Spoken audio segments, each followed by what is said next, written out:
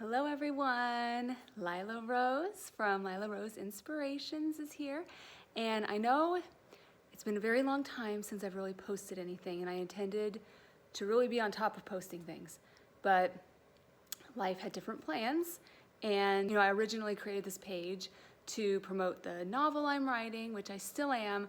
I'm kind of trying to calm down. I've been pushing, and I think that's been too much on me. So next year I plan to publish it. However, I did create this page to try to still bring out maybe some positive, inspirational, anything, stories, things I find, things I create, whatever, for people, because especially I'm sure during the pandemic, depression and just negative thoughts coming into our minds and feeding into our souls and really affecting us. So I really wanted to be a positive voice and page and place for people to go, because there are some sites that I go to that I really love that also supply that. So I wanted to do it in my own way. But today, what I want to talk about is something along the lines of pretty much everything that I want to encompass on this page.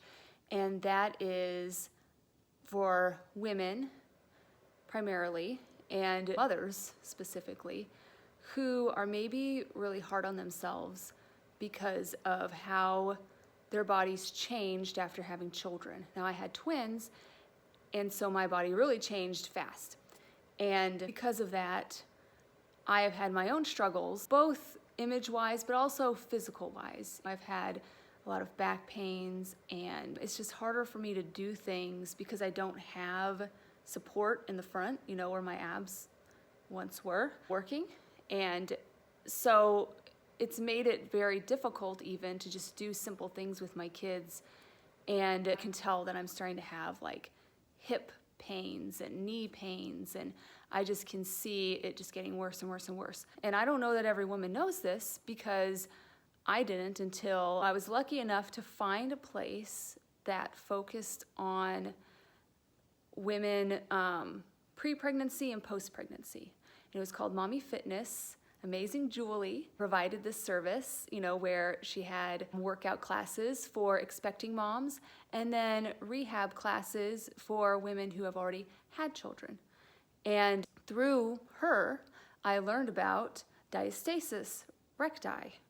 And I had no idea that that was something that happened to women. It makes sense, when you think about it, but I had no idea that women, specifically with multiple births, I think you can start to have problems after 2 kids.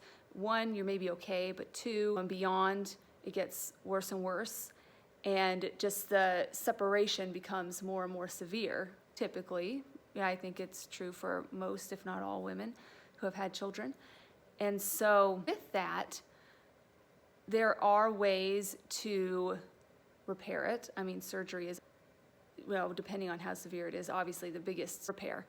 And I am very blessed and lucky that I did find Julie, and I was able to do her programs, rehab programs, and it helped me function, because I know I would be so much worse if I hadn't gone to her, if I hadn't been able to do everything that she had to teach to help me learn how to use my abs again, learn how to walk normal again, not like I was pregnant still. And so I'm very blessed that I had that, because I would be a complete mess if I didn't. And unfortunately though, for me, because my diastasis is so severe, having twins, I carried them 38 weeks. One child was 6 pounds, 8 ounces. The other was 5 pounds, 1 ounce. So I had almost 12 pounds of baby, and I'm only 5'3". I'm not a really tall person by any means. So yes, I was quite large, and there was no turning back after that. I have very severe diastasis. And I had hopes that maybe I could bring it together on my own, but it was just too difficult for me to do. So I did look into surgery just recently. I was finally ready, because 1, you can't hold your children after surgery for a long time. And my children love to be held. You can't really sit in your lap, things like that. You have to be really hands-off for a while because you're healing. So that was part of why I waited. as long as I did. And the girls are now in a place where they can understand and know to be gentle, that I can't hold them, and be okay with it, not be missing something. So that's why I decided to wait. But yes, I looked into surgery. I'm actually going out of state and I'm flying out in a couple days.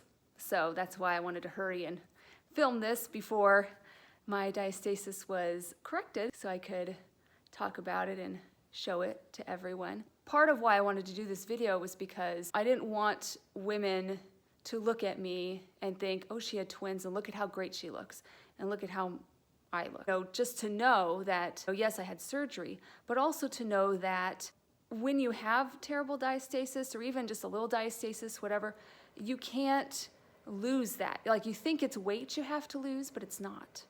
And that's what I want women to take away from this, is that you might have a pooch, oh, you've lost a ton of weight, and you're like, man, I just can't lose this. Well, you won't, because it's not fat. It's your abs not coming together as they used to.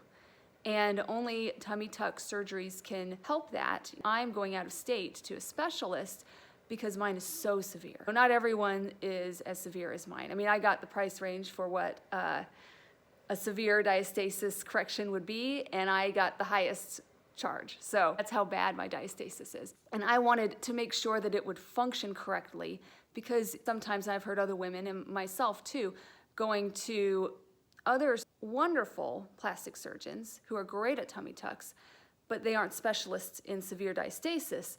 They will look at it and say, well, your abs may not function really anymore. I was told I would maybe have rippling. Some women were told they would lose their belly button completely. Just different things like that. But if you're not severe, well, you can go to any great established surgeon for a tummy tuck, because they can definitely help with that. I've seen great results of people who have gone to a number of different surgeons. So it's not that you have to go out of state to a specialist to have something done. I know that women are hard on themselves after pregnancy and after having children, looking at themselves in the mirror, and I just wanted to make sure I got that voice out there, that they knew that it's not them. I mean, I'm 10 to 15 pounds lighter than I was before I was pregnant, and I look pregnant. I went to the pool this summer. Everyone thought I was pregnant, and I knew it, but what was I gonna do? Because I really look pregnant, and I'll show you, and this is why I wanted to do this video now too, is because I wanted to show everyone what it looks like now before it's corrected, like I said before. But here is, here's the diastasis, and you can see I look pregnant there. And so and it grows. Like, sometimes it gets really big and sometimes it gets smaller. So right now it's kind of small, actually, compared to other times. But, you know, I can only wear yoga pants. I can't, you know, and this whole part is just not really doing anything. I can't even really, the light's terrible. I can't suck my stomach in or anything. And I'll show you too, if I lay down, this is why I was by the couch. If I lay down, it disappears. And it's because my abs like all my internals are able to go in place. And, you know, my abs are just not strong enough to hold them in. Now I have to try to get up. But, you know, so they're not held in place, all my internals. And I used to wear, you know, support things to try to pull it in so that, you know, I didn't look pregnant when I'd go out and about. But it also would hurt my back. I think it only works for so long. Much as I don't want to go and have surgery, I know it's important for myself and for my family, and that we will all be able to live more fulfilling, happy lives together as a family unit. Because when you feel miserable and you're having all of these ailments, like when I lay down, sometimes you can see your intestines kind of things happening. And if I wake up in the morning and I have to really go to the bathroom, I can see the bump of my bladder through my stomach. And it's all very painful, like everything is. And so it makes it very hard to maintain a happy mood when you're constantly uncomfortable. And so if there are things in your life that really are affecting you, like I think diastasis does for a lot of women, then you owe it to yourself to fix it, to do what you can. Put that priority in place, because it's your body, you have it for the rest of your life. And if you are having a very difficult time living in it, well, you're gonna have a difficult time living.